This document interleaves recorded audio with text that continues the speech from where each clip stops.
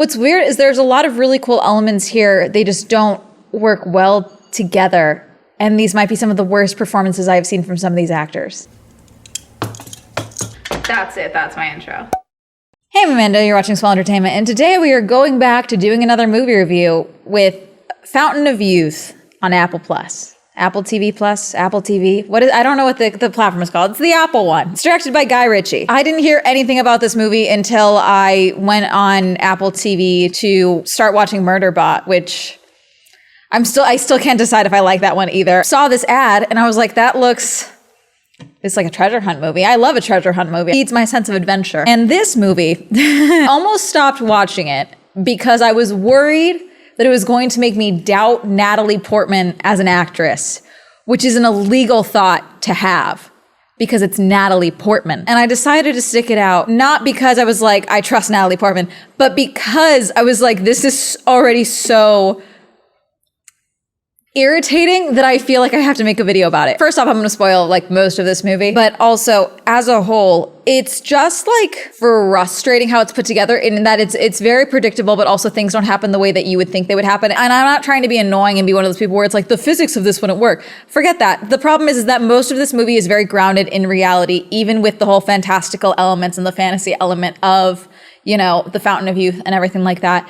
That when things that happen in a way that you know they wouldn't happen, it's like, okay. The one that really got me where I was just like, okay, clearly I need to watch this with like half my brain off and maybe I'll enjoy it, is there is a heist sequence that's like a spur of the moment heist. And suddenly there is no security guards to be found anywhere in this art museum filled with priceless pieces of art. Okay, sure. You know, like, but like little things like that. Like if it was like a clever plan, like he like evaded arrest or anything like that. No, he just walks up, picks up the art and then runs while his sister chases after him, which side note, these two were so miscast as siblings. I'll never forget, I saw a post where it's like, you can always tell when the siblings were written by someone who's never had a sibling. And that's what happened with John Krasinski and Natalie Portman's characters. I should pull up everyone's names because I'm going to keep doing that this entire time if I don't. Luke and Charlotte Purdue. Adult siblings, estranged, okay? Their father was a world-renowned archaeologist and a treasure hunter, apparently. Luke is just a treasure hunter and his sister is an art curator. So the movie opens with Luke. He is avoiding people hunting him. Whole action sequence. They're in, I believe, Thailand. This whole sequence is just designed to make us think that Luke is like really cool. And I'm sorry, I don't think it does that. One of the things that I think is very important about, you know, movies, especially when they're going for like a comedic element, is that they play it incredibly seriously. And I don't think John is doing that whatsoever with Luke's character. He is playing it like he is the comedic relief, but he's also the main character. And I don't think it works in this context, in this execution. I don't think it works. It's not funny at a lot of times where I think it's trying to be funny. And I think that's the problem. You know, like there's a lot of moments in films that are just like naturally comedic in their insanity. Like this whole concept of this very serious hunt for the Fountain of Youth in and of itself is almost comical because you're like, yeah, it's the Fountain of Youth. You think that's real? And it's like, if they all just took it super seriously the entire time, then yes, there's the elements of that are funny. And then you've got one guy who's like, I'm funding everything because I'm dying. I will figure this out. And it's sus the whole time. But like, okay, there's just a lot of the execution here that doesn't work, even though there's concepts here that could work really, really well. Concepts of execution of a plan. You get my point? Luke gets on a plane based off the guy in his ear because he realized he can't get on a plane. He dozes off. We keep seeing these images of him throughout the movie, of him seeing this sun mask, this gold mask, and picking it up, and either it's clearly taking hold of him or taking over. I feel like this gave too much away in the way that they executed it. And I also don't think it works with Luke's character with what we were given. That's where we're introduced to Esme. Esme, played by Isa Gonzalez. She looks gorgeous in this film. I wish we had done more with her character, but we don't get that. Basically, she's like, oh, I'm with this organization. I collect missing art, some of which is rolled up in a tube, basically. So she's telling him, I am after the art you have. I'm the hand of mercy. They're the hand of judgment, my associates. And so basically she's like, you can give it to me or they can beat the shit out of you. I get what they were going for, but I feel like there was a different way to execute this because it would have been, I almost would have liked her more if she never fought him.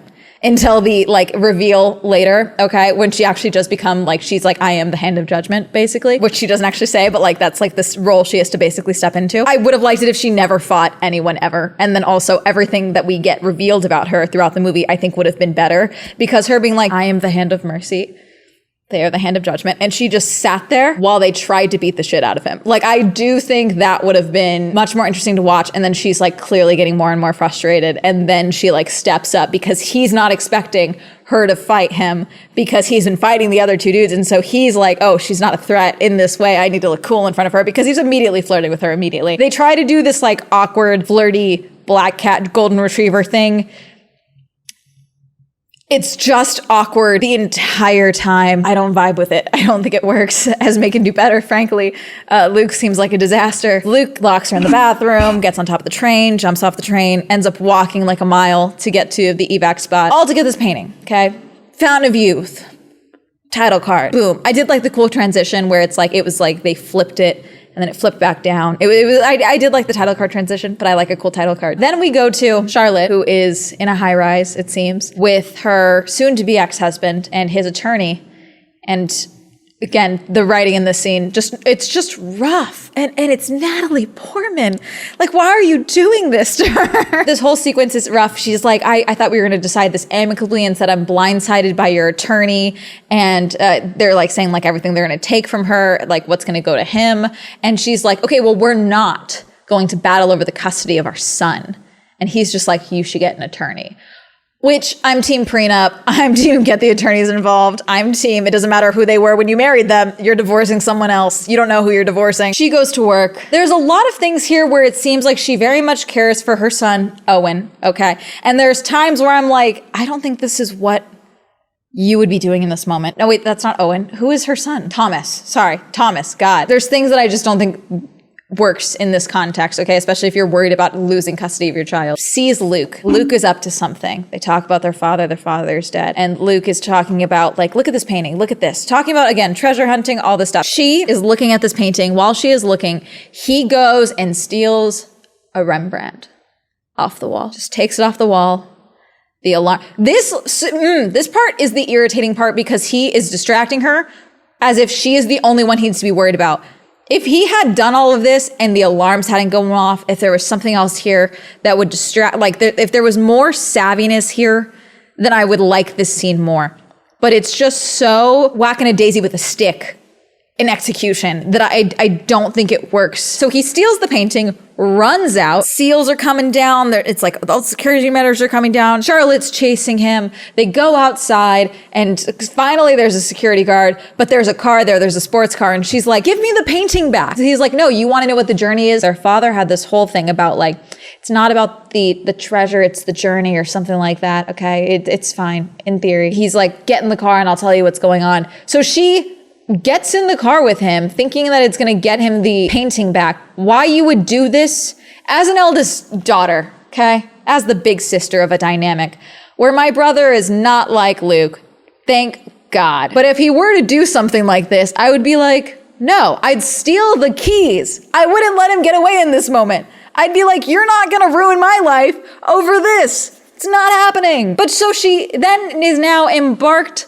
on a high-speed chase with him in pursuit of getting the painting back. Why you would do this? Because now you're a fugitive. Congratulations. Gets into the car, and she's like, oh, I see you're still working with Dad's old crew. And that's where we meet Patrick Murphy, played by Laz Alonso. And they're like checking the painting, kind of like going back and forth on whether or not their dad was like an esteemed archaeologist, or if he was like an esteemed archaeologist that was actually like a treasure hunter, in the way that he like used to just bring his kids with him on treasure hunts, which like, I feel like there was a different element you could have gone here with, and like not having their dad really involved as much as you would think that he would be involved. There's kind of an element of him haunting Luke's narrative, but not really. They were looking for something on the painting. It wasn't actually there. Luke is like, let's just take a deep breath and calm down. Drugs Charlotte so he can release her back into the park or whatever. He's already an accessory to you stealing the painting. And what happens is he puts it back, and it's revealed that like the painting was back, you know, but it's on camera of them leaving together. It's a whole thing. And that's where we meet Inspector Jamal Abbas by Arian Moayed, which he's good in this. I wish we could have done more with this character. I think the issue here is that there was too many different moving parts here, and none of them were really fleshed out despite how long this movie was. Like there was something else that could work here if it was executed differently. Charlotte loses her job, goes to go check on her son. Her ex-husband is like, you're on the run from the police. And she's like, no, like it's Luke. So he's like, I think I'm going to keep Thomas with me for a couple more days. So Thomas stays with her ex. And so then she finds where Luke and his crew are all, and that's where we also meet Owen Carver and Deb McCall. You took my Rembrandt, and they're like, we put it back. It's like, what were you looking for? You didn't find what you were looking for. And that's when Owen says, we're looking for the Fountain of Youth. Owen is the money guy. He's a billionaire, and he is funding the whole exploration. They're like, why do you want the Fountain of Youth? Why do you care about the Fountain of Youth? And Owen says, I'm dying. I have liver cancer. And she's like, oh, like the execution for so much of this, it was just like, I feel like there was a different element here that like, I almost would have preferred if he had, spoiler, the reveal is he's not sick. He was sus the whole time. Cause of course he was. Oh my God, the rich guy, we don't trust him. Crazy. I almost would have liked it more if he was sick. Cause there is elements of that in the real world of rich dudes spending a ton of money on advancing science in various treatments for cancer and transplants and the like to try and extend their lives. And I think that would have worked here. That was a good motivation versus just, he's a greedy fuck. Which fair, fine, realistic, okay? But I think that for the character and what we got from him for most of the movie, it would have been better if it was also this greed via I want to be the one to live forever because I shouldn't have to go through this pain of dying. I do think that is a better motivation than what we got from him. She agrees to help them. She's like, there is a different Rembrandt, like Rembrandt made copies. That's obviously not the right Rembrandt. It's a Rembrandt, but it's not the right Rembrandt. Basically, they go, this is crazy. She agrees to go with them to Lusitania. You know, the shipwreck. Lusitania is a British passenger liner sunk by a German U-boat during World War I. They use Owen's money to fund cutting out a segment of the ship because they basically found out that Vanderbilt brought one of the paintings with him on the Lusitania, and it was in the safe. Airtight safe. This is one of the parts where I'm like, I'm fine with less realism here because I do think that this thing would disintegrate if we brought it up like this. I don't know the logistics of that, but I do feel like all the salt water and everything like that, I wanted more damage to happen to this ship once they step foot on it. So their plan is to bring it to the surface with flotations, then drop Luke and Charlotte onto the boat by themselves with no life jackets and no protection seemingly whatsoever. No potential diving equipment just in case, since they are, in the ocean on a decayed ship that they've just brought from the bottom of the ocean that's super heavy, that is only being held up by like 6 or 8 flotation devices. They're going to go and they're going to find the safe, open the safe, and get the painting, which they do. This sequence was cool. I wish it was executed better. The boat brings them to the ship, then the boat leaves, which why you wouldn't also have someone monitoring the surface when you know, at least Luke knows, that there are other people that are trying to protect the Fountain of Youth, because basically Esme and everyone else that was hunting Luke are not actually after the Fountain of Youth. They are trying to protect the Fountain of Youth. They don't want anyone to get to it. You want to know why? I did. It basically is just like the world is not ready for this. Like there's a much better story there. I almost would have preferred this to be done from Esme's perspective because I do think that there is something really cool about potentially going through a treasure hunt from the perspective of people actively trying to stop the treasure hunt. Not because they are villains, but because they're like, these fuckers don't know what they're dealing with. Like I think there's something cool there. Maybe less exciting in the action sequence sense, but they're the ones doing all the shenanigans more than anything. So I feel like there's something there. Esme and her crew also have apparently a lot of funding behind them because they just get a helicopter dropping onto them. And Murph is trying to like radio to Luke, but there's jammers and they're in a metal ship in the middle of the ocean. They get the painting. The painting is there. It's not damaged in the water. It's a Rembrandt that looks basically exactly the same as the one in the museum, and they put it in the airtight, watertight backpack and go. Esme and her team are like fighting. Apparently Charlotte and Luke are at least decent enough fighting that they can disarm people with guns. There's also multiple scenes that happen here that is a very weird execution that I don't like, where things slow down and have weird vocal edits. There are things that happen that are basically silent or basically really awkwardly drawn out. And I don't know if it was to try and up the emotional tension, to hide poor acting, to hide poor execution. I don't know. None of it worked. It always felt awkward. What happens is they incapacitate the two people with Esme. Luke grabs the painting and Esme is like, Luke, turns around. She has a gun next to his sister.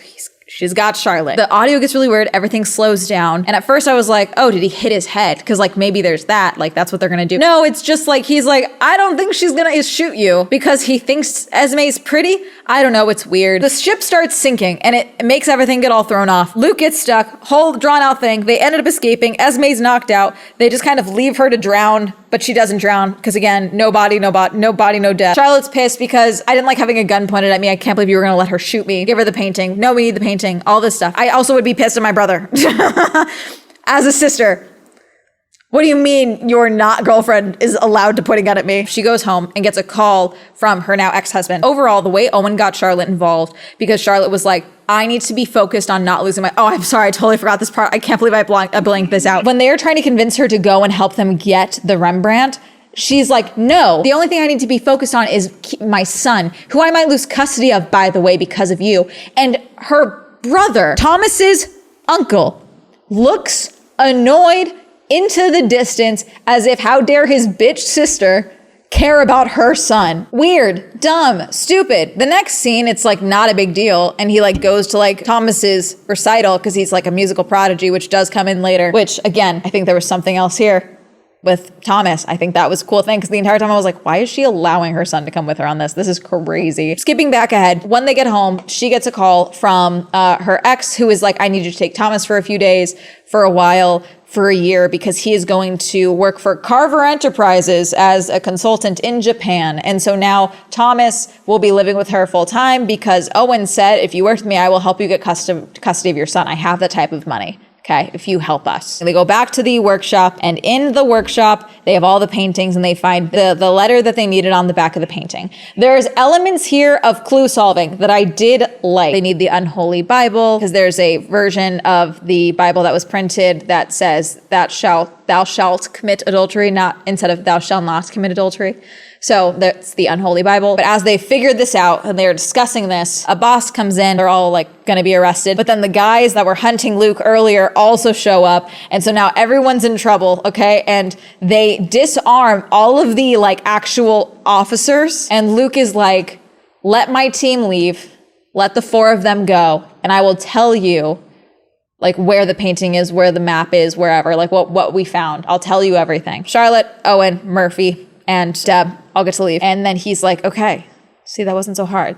Turns up the music and throws a map/rug thing and dives down. Somehow, all of the officers react accordingly and just take over, regain control. Luke leaves, flees. A boss gets everyone. And that's when they realize where they are looking for. They are looking for the unholy Bible. So they go get the unholy Bible. They go to Austria. Throughout this time, we get multiple instances of Luke having visions of the sun god mask that Charlotte brings up at one point, or they talk about it. And it's basically discussed as if this was like their dad's, like the fountain was their dad's white whale, or that, you know, the mask was their dad's whale. But Charlotte's like, no, he did find it. Dad found it. I don't know why you're acting like Dad didn't find that mask. He found it. He put it back.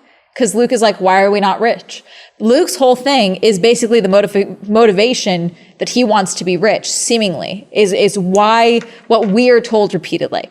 Now, with how the ending goes, we know that's not actually the case. Not really, but also kind of is, which is also why the reveal with Owen doesn't work, in my opinion, because with everything Luke gave us, like he's talking about the journey and everything, but he's also talking about being filthy rich the entire time, it seems, or that's what he wants. He wants to find this answer. He wants to give their dad like his legacy and everything. Which Charlotte at one point is like, well, Dad doesn't need a legacy. He's dead. Like, he has a legacy. It's done.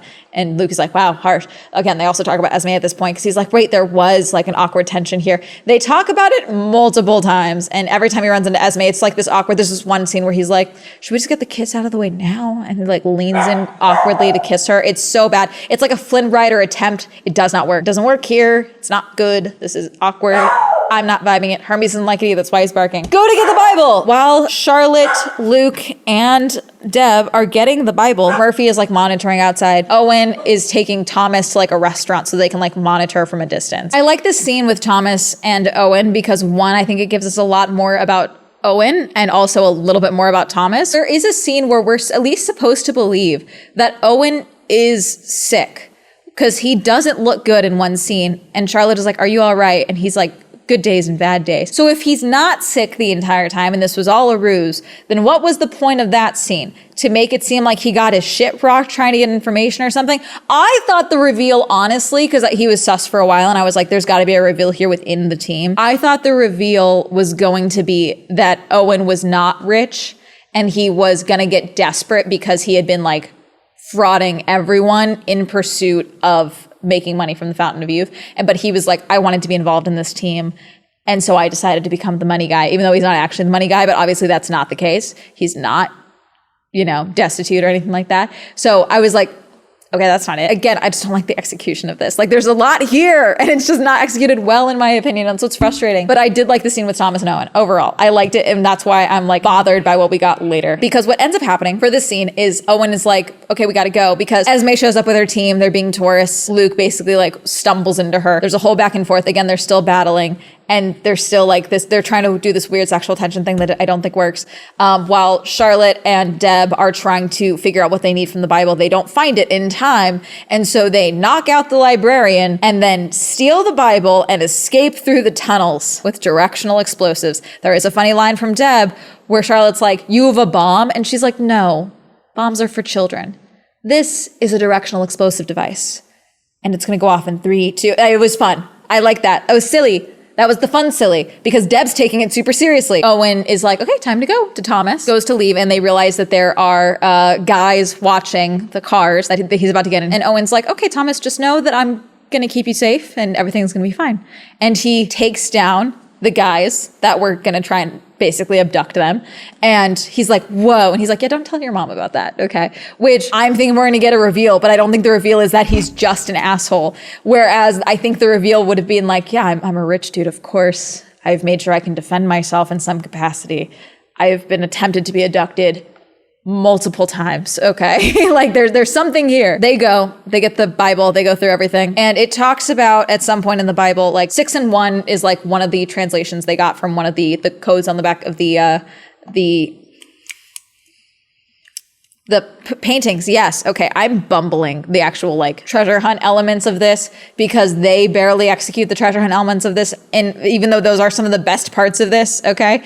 But it's just set piece to set piece to set piece to set piece resolution. Meanwhile, we've got Luke's dreams, which I don't think works here because Luke's dreams are also giving way to show what's going to happen with the ending. They're using the mask in this case as like a substitution for the Fountain of Youth on multiple occasions, where like he picks up the mask and then like the person who I guess we're supposed to believe is his dad is like being consumed by something and then it starts consuming him. Okay. There's another one where he goes to take a drink from what looks to be the gold from the mask, but it's obviously trying to be like the Fountain of Youth. And it looks like as he is drinking it, it is taking the life from Charlotte and Thomas, which again, if he does care about them the way that this is trying to make me think he does, I don't think it works in this context. At some point, Stanley Tucci shows up. Esme goes to talk to Stanley Tucci. Stanley Tucci is the elder. And she's like, they have the Bible. And he's like, that's not good, because he knows that means they are very close to figuring out where to go to get to the fountain. Which in this is an instance where I feel like Esme wasted time going to him. She should have beat them to the pyramids, because that's where the Fountain of Youth is. Was also in the Bible was there was like this sequence that they thought was a numerical sequence, but Thomas figured out it was actually musical notes because that's a universal language, which I'm actually very curious about. That is a good concept. And again, that's why Thomas is here. That's why there's a child in this dangerous adventure. So that's how they get to the whole, 7 and 1 goes off the, 7 ancient world wonders. The 6 and 1, the one that was not touched by that is the pyramid. So they go to Giza. They get there. They are like, I need safety. I'm not bringing Thomas. Thomas is going to leave with me, all this stuff. And then it's revealed. And so Owen's like, I've already got security lined up. It's gonna be fine. Everything will be super safe. The most sus security team ever. I figured that this was whole grift for like a little bit. I was like, okay, here's a good grift. Owen is not broke, but he is just a mercenary and he's just playing the part right now. Like there's something else here. And so this whole team is actually his crew because they clearly have their own plan the entire time, obviously. Go to the pyramids. They just start blowing shit up. The people that go in the pyramids. Luke, Charlotte, Owen, Thomas. They bring Thomas into the pyramids. I get in theory bringing Charlotte, wanting her son to be with her, but bringing him into this pyramids down to the Fountain of Youth. There's a possibility that the fountain could take youth from those around you. Like to give life, you must take life. Why would you bring the youngest child, the youngest part of, like my brain would be like, okay, let's see. if the oldest person is maybe going to drink, I would not bring the youngest person with me. Does that make sense? Like, I would not want to be the youngest one in the room. I wouldn't take that risk. You know what I'm saying? Like, I feel like I would also, okay, I'm applying real world logic to this movie that seems to have to be in real world logic, okay? Because for the most part, this movie is very grounded in reality, aside from like the fantastical elements of it, but that's what's irritating to me. Deb and Murphy stay behind to keep an eye on the team, and they all clearly know that something's going on with this team. I don't know if they trusted Owen at this point, because they must have, or if they just thought that everyone was going to go against it, because Charlotte was like, how can you trust Owen? And he was like, he believes in this, he wants to help, he came to us. Like, yeah, that was sus to begin with. Because at one point Charlotte is like, I just hope he doesn't want to bottle it and sell it. And Luke doesn't really give an answer. So again, I thought there was a reveal here that Owen was shady and Luke knew the whole time. And therefore he just decided that because it was a mutually beneficial agreement where it's like, yeah, he wants to be an asshole, but at least I'll be rich. Like, if there was that element to it, which I think maybe was in an earlier, there's a lot of things that Luke does that is so sus and weird and makes no sense with the ending that we got. And so I don't know if they just changed the ending or what. I don't know. It was weird. But basically, they go down. There's a bunch of explosions. They do a bunch of shenanigans. Charlotte is frustrated. Luke is confused. Thomas is kind of scared. Owen just keeps telling the guys to just keep blowing things up and get through. They get to a chamber that is down that they knew was on the schematics from the scans of the pyramids, which I don't think is going to help with the timing with how people are believing there is things underneath the pyramids now. They realize that they can't like saw off anything for the giant thing that is blocking their path down to get to the fountain. It's supposed to be below this path, and this path is blocked off. And so they're like all arguing. They're talking about TNT. They're talking about blowing it up. And Charlotte's like, whoa, whoa, whoa. We are under the pyramids right now. You are not setting off explosives down here. Crazy, okay? Meanwhile, they're all arguing. Thomas is the only one with situational awareness, apparently, the child, because he's realizing that they have, I don't know what they're called. I've seen them before. They're almost like drums, but they're metal. They have divots. What are they called? That's gonna drive me insane, but there's like 2 or 3 of these big drums that have like the metal bits that like when you tap on it at different spots, it makes the different sounds. Okay? I'm so sorry, I do not know what they are called. But he had figured out the notes of the song that he had figured out earlier and plays it, and doing that sets off the different sounds, like there's a vibration thing. This is where we kind of get into like a little bit more like the fantastical, but again, we're getting closer to the fountain. I almost would have expected it to get more into more of this going into the fountain, because I do think that would be cool, like the lack of reality getting closer to this fantastical element of, you know, eternal life, I do think would be really cool. And basically it's a whole seismic chamber that basically reverses gravity to some capacity. So the big stone that they couldn't hack through and couldn't push and couldn't lift actually lifts itself up, and Charlotte is able to just push it over and they are able to go down. Charlotte, Owen, Luke, Thomas, and I think Prager, I think is his name, paid by Michael Epp. I think that's who goes down with him. They all go down together, and the others stay back to make sure they're not followed. And that's where they go down. They find all these steps. They find a chamber. They find a scarab thing that they turn, and it makes the chamber goes down. They found a whole thing. Opens it up. Down there, there's a little bitty pebble, which for myself, as someone who likes an adventure and a treasure hunt and, you know, the concept of the Fountain of Youth, in theory, okay, I think it would be really funny if you go through all this exploration and the Fountain of Youth is dried up. As a concept, it would not be dried up because Fountain of Youth, it would be eternal, flowing. It's kind of the whole point. Ever flowing, everlasting life. But I do think it would be really funny if, because of climate change and such, it was dried up. As a concept, I find that really funny. It's a little puddle, and Owen said, okay, go for it, to Luke. And Charlotte's like, no, we're here for you. Go for it. It's like, no, actually. Is that an order or request? Whole back and forth. And that's when Charlotte's like, you're not dying, are you?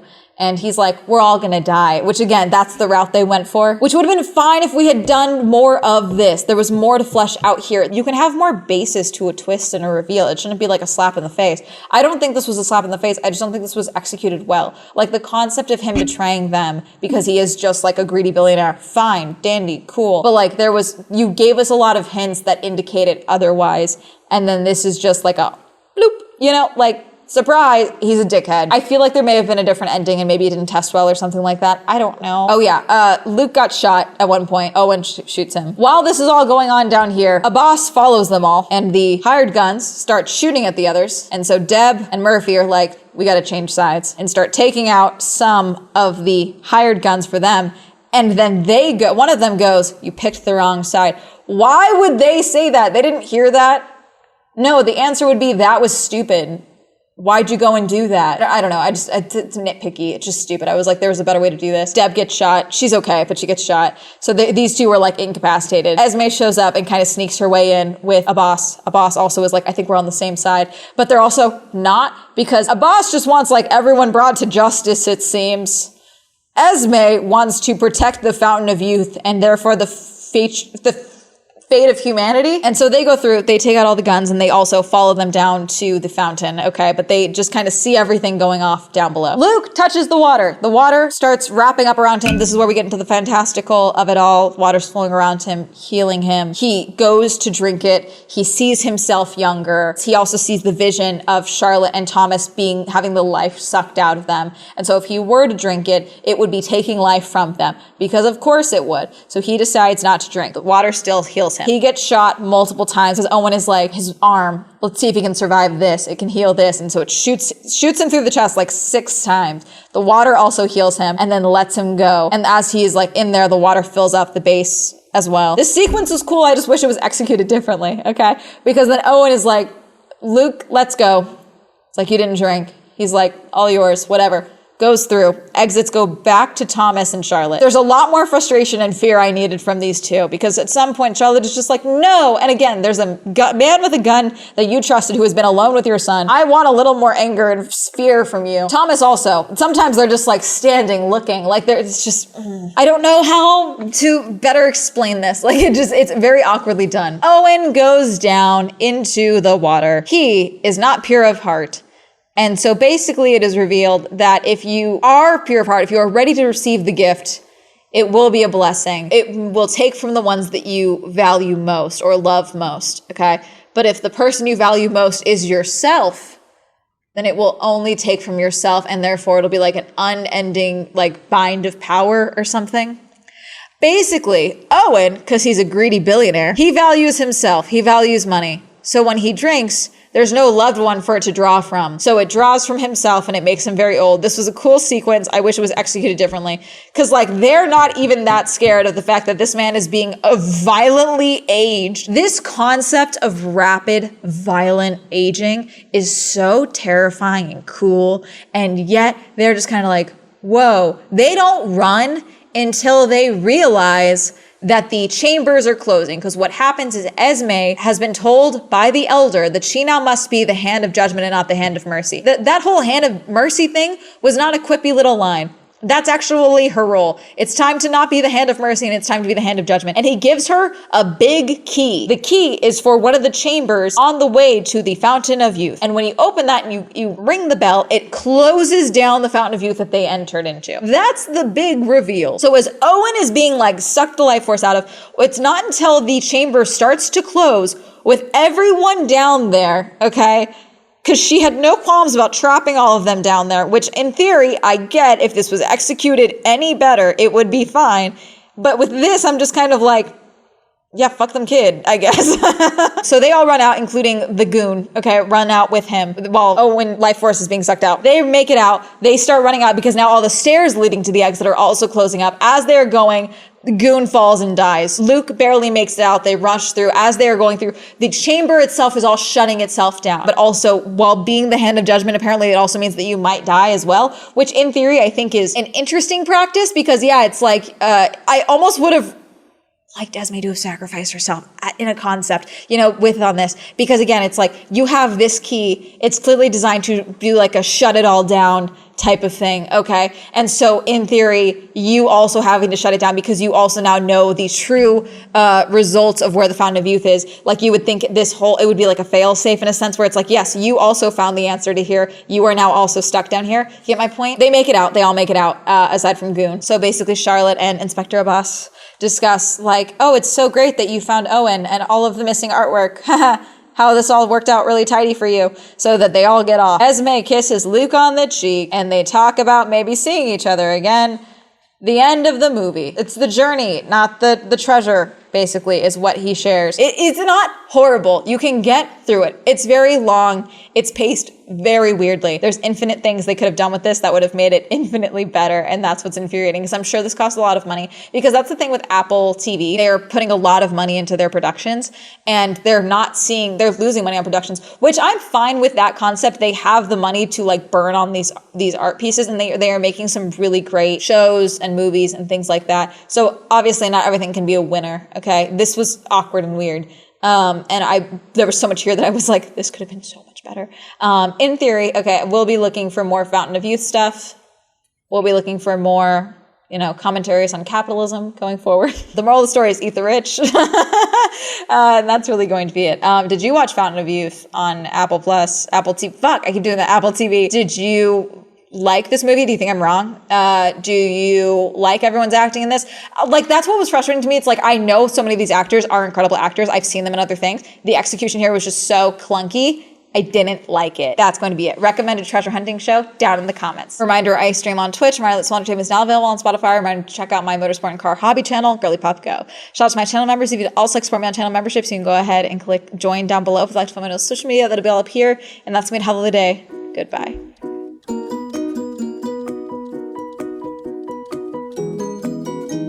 I want to go on a treasure hunt. It doesn't have to be for the Fountain of Youth, but like a treasure hunt would be really cool. We need another treasure hunt. Is there any treasure needing hunting right now? Let me know.